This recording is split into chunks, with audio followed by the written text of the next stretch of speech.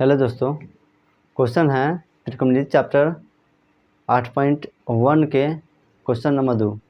दोस्तों इस क्वेश्चन में दिया गया है आकृति 8.13 से tan p minus cot r का मान ज्ञात कीजिए। और इसमें दिया गया है दो चीज़, जिसमें q है समकोण और p भी न्यूनकोण है और r भी न्यूनकोण है। तो इसको आइए सबसे पहले दो भुजा का मान दिया गया है, P और Q का मान दिया गया है और P R का मान दिया गया है। अब इसको निकालना है पहले Q R का मान। तो पाइथागोरस प्रमेय से हम Q R का मान निकाल लेंगे। तो कर्ण का मान, यहाँ समकोण है तो समकोण के सामने वाले भुजा को कर्ण कहते हैं। न्यूनकोण R भी है तो R के मान के R के सामने वाले न्यूनकोण के सामने वाले भुजा को लंब कहते हैं। तो यहाँ P भी न्यूनकोण है, तो यहाँ इस आधार पर अभी न्यूनकोण लंब दिया गया है।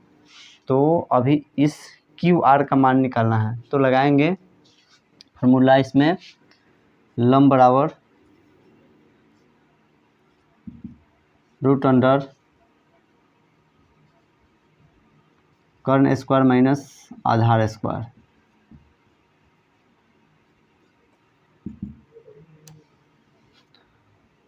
हमको लंब निकालना है तो कर्ण का मान है 13 cm, तो रूट अंडर 13 cm का स्क्वायर माइनस 12 cm का स्क्वायर।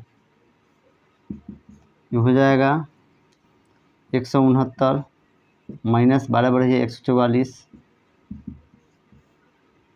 आएगा 25 का वर्गमूल होता है 5। तो हमको लंब का मान पता चल गया 5 cm।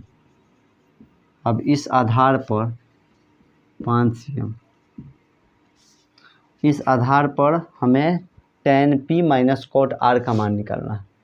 तो फार्मूला लगाएंगे, सबसे पहले tan p लगाएंगे, tan p निकाल लेंगे। इसलिए tan p इक्वल टू, इसका फार्मूला होता है लंब बटा आधार। तो यहाँ लंब p न्यूनकोण है, तो न्यूनकोण के सामने के भुजा को लंब कहते हैं। तो यहाँ लंब हो जाएगा 5 cm, तो 5 बटा, और यह जब लंब होगा तो यह हो जाएगा आधार, क्योंकि समकोण के सामने की भुजा को कर्ण कहते हैं। तो कर्ण 13 cm है और आधार इसका हो जाएगा 12 cm। तो लिखेंगे यहाँ 12 cm। अब फिर लिखना है cot r, तो यहाँ रखेंगे cot r। इसमें न्यूनकोण r है तो r यहाँ है, और cot r का फॉर्मूला पहले लिख लेंगे, आधार बटा लंब होता है, आधार बटा लंब। अब यहाँ आधार चुनना है r न्यूनकोण मान के, तो न्यूनकोण है यहाँ r, तो इसके सामने वाला भुजा हो जाएगा लंब और आधार हो जाएगा क्यू आर। तो क्यू आर में क्यू आर का मान 5 cm है, तो आधार 5 cm रहेगा और बटा में लंब 12 cm हो जाएगा।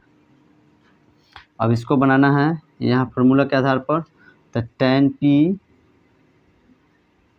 p माइनस cot r दिया गया है, दोनों का मान निकाल लिए हैं। इसका मान है 5/12 माइनस, फिर यहाँ है 5/12। ये दोनों हर का एलसीएम निकालेंगे, 12 हो जाएगा, और 12 है कम 12, तो 5 में 1 से गुना करिए 5 माइनस, फिर 12 में 12 से भाग दिए 1 मरतबे, और 1 से 5 में गुना करते 5। अब हो जाएगा यहाँ 5 में से 5 जाएगा 0, और बटा में हो जाएगा 12। और किसी भी संख्या को अगर 0 में भाग दिया जाए तो हो जाएगा वह 0, इसका आंसर हो जाएगा 0, और यही होगा आंसर। ऐसा ही वीडियो देखने का चैनल के लिए सब्सक्राइब करें।